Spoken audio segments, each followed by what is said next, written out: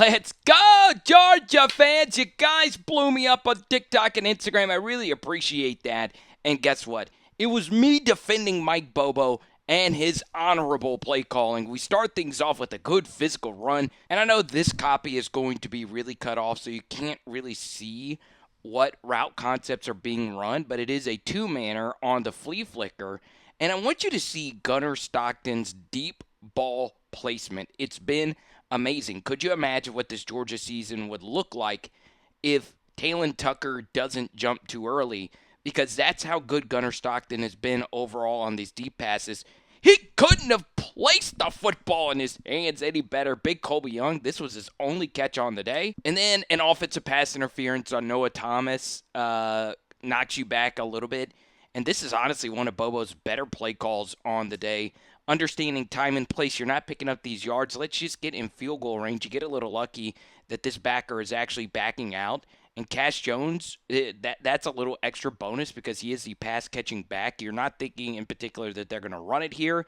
And he picks up enough yards to make it a manageable field goal. One of Georgia's best plays is anything involving Dylan Bell on a reverse. And it was actually this action that got us viral on TikTok and Twitter. Which is viral for me. I don't have a huge following, as many of you know. And, well, guess what? Lawson Luckie faked like he was blocking. He then releases, and this ball is actually a wobbler, and it's a back shoulder. Look at that catch. And Nate, what a call. I mean, what a freaking call right here by Mike Bobo. Okay? So, one thing that I know from being an LSU YouTuber is I really want to attack this safety, Sage Ryan. He was not good for the Tigers. The biggest position improvement in the entire SEC is what LSU had at safety last year compared to this year. This is very exotic. All right, so you're really holding this fake right here by Luckie for a very long time. Obviously, Branch, you throw so many screens to him, and this time Luckie is taken off. Sage Ryan thinks it's going to be a quick screen here, and guess what? They're burned. Okay, this was 3-on-3 to the outside. Two guys right here are screaming down, and Luckie is wide the frick open. Man, I will tell you, this game is an expert way of showing how to call plays in the red zone. Okay, let's move ahead to the next Gunnar Stockton touchdown. We have a snap high to the right, and guess what? Ole Miss has a really, really good defensive call for this. Stockton obviously can't hand this off. This running back is accounted for with the safety screaming down. And guess what? You have a defensive end one-on-one versus Gunnar Stockton, and he misses him. All right? Obviously, this is some bad defending right here. This is a Princely Malian's younger brother.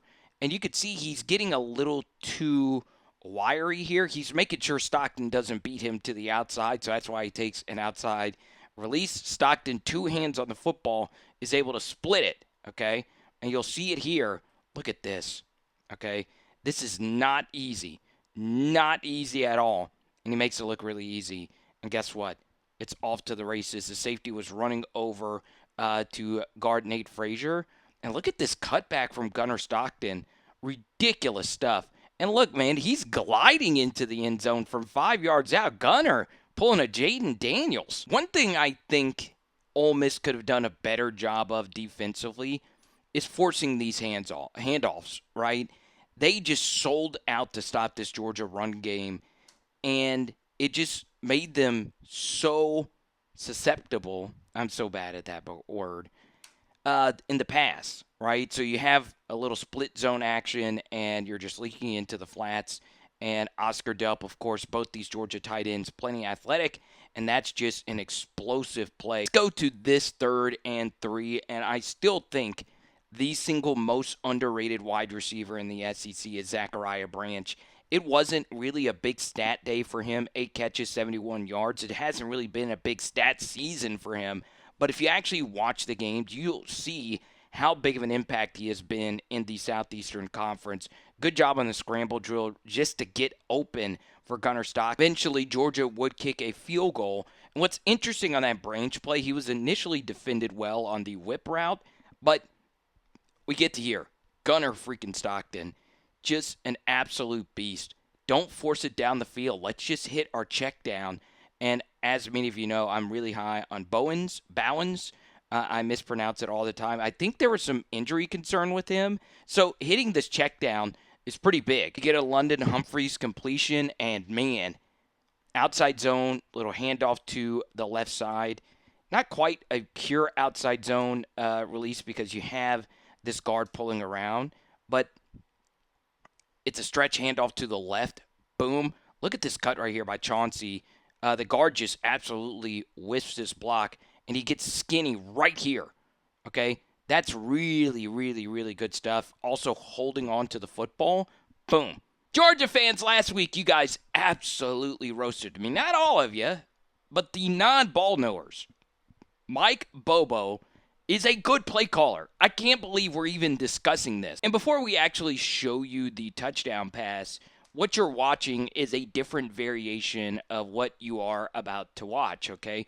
Fake pitch into the boundary, load it up over here, and then have your tight end leak on a vertical, and it's easy pitch and catch. Carson Beck, who you guys let me know, did he have a good game this last Friday? And it's practically the same thing here. It's not the boundary. It's pretty much the middle of the field.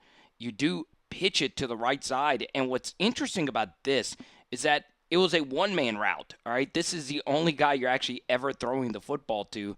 And Carson Beck, Gunnar Stockton throws it perfectly to Lawson Luckie for the tutty. Pretty big miss right here from Gunnar Stockton on the two-pointer. And Georgia still won the game, of course, but man, you would like to have this one back. You know, you go from left to right. You start off looking here. He's doubled. So let's go right to here to Lawson Luckie. He's even clapping, saying, hey, throw me the ball. And he's just late. Okay, so he decides to not throw this, and now you're in trouble. All right, this was a really good block by Freeling to get Suntarine Perkins to the ground. And now Stockton is spinning. He gets stopped by his own guy.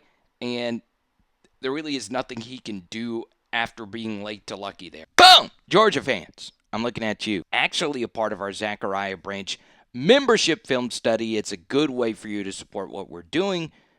We move along. Dear Lord, one of the biggest plays of the season, and I normally hate breaking it down from this angle, but this is perfect for it. 4th and short. It's a fullback handoff to McCray. We talked about him quite a bit last week. And, man, if that's not Georgia Bulldog football, I don't know what is. He's down here, but he just finds a way to just get it done. What a freaking run with a lot on the... Georgia's still down by 9 after that ridiculous play by McCray. And what's the first play that happens right out of that? It is a slot fade ball, or just a slot go, if you will, to Mr. Zion Branch, and guess what? I said Zion Branch. Zachariah Branch, back shoulder throw. It's an absolute thing of beauty. The coverage is not bad. It's just a ridiculous throw and catch. So this time you do give it to Dylan Bell, and one thing you'll see with a lot of Mike Bobo play calls, he does a really good job giving his ball carriers a head of steam to work with, okay? And now this Georgia defense or offense is forcing Ole Miss to make tackles. Ole Miss's defense has struggled in that department. So you can see a lot of cutbacks, all kinds of chaos happening, people falling down on the grass, and Dylan Bell turns this into a big game. One thing teams have not been able to handle is this reverse motion, right? They just cannot stop it for whatever reason. So this is stuffed. You fake the pitch, and you're trying to run this slant right here to Noah Thomas. Guess what? You still got to guard the running back who you initially faked it to. Really, really, really good stuff. And it is a walk-in touchdown for Nate Frazier. RPO read. Very simple stuff right here by Gunnar Stockton. There's nobody here. It's Sage Ryan, so it's barbecue shrimp all day, every day. And, well, look at this throw. And then look at this catch. Stockton right on Luckie's body, who just boxes out Sage, and it is a touchdown. And what does a Kirby Smart Georgia defense do? It makes the big stops when you really need it. I cannot tell you how impressed I am constantly with a Kirby Smart defense. This is just funny. They had enough with these zone reads, so they put a DT 51 who's a really good player, and he just blows it up. So we get to a little bit of a blurry copy, but let me tell you, it's crystal clear that Dylan freaking Bell is that mother trucker. So good job right here by the protection holding up. Ole Miss went with a heavier defensive line, as you just saw with that last run stop. And if they're going to play single high press man, you just got to throw one up. And look at this catch right here by Dylan Bell. Boom. Holding it down for us old schoolers who love wide receivers that wear jersey numbers in the 80s. Carrying on the tradition for Lad McConkey. Look at that. You just can't say enough good things about old Mr. Branch. Fake run, RPO. Let's just throw it into the flat. God, look at this block right here by London Humphreys. This is ridiculous. Watch him joystick Sage Ryan. Look at this. Boom. It's like a rock'em sock'em robot. Boom. Just jacking him up. Okay. Look at that. All right. So you can't really block that much better right there by Humphrey. He does eventually lose a block. It was a good initial punch. How about that? So if you want to support us, please check out our new TikTok and Instagram pages. I'll link them down below. And I can't believe I'm actually ending this video with a slight Bobo criticism. I don't know if this is Mike's doing, though, or Kirby's doing. I mean, you work so hard to fight back into this game, and it was mostly your offense doing it. But this was a tad bit conservative to end it, right? A first down really ices this game away. And I understand just playing it conservative. You have a good field goal kicker. Make it an 8-point game to where you can't lose when they get the football back. But goodness gracious, two very simple runs when running back runs really didn't do a whole heck of a lot for you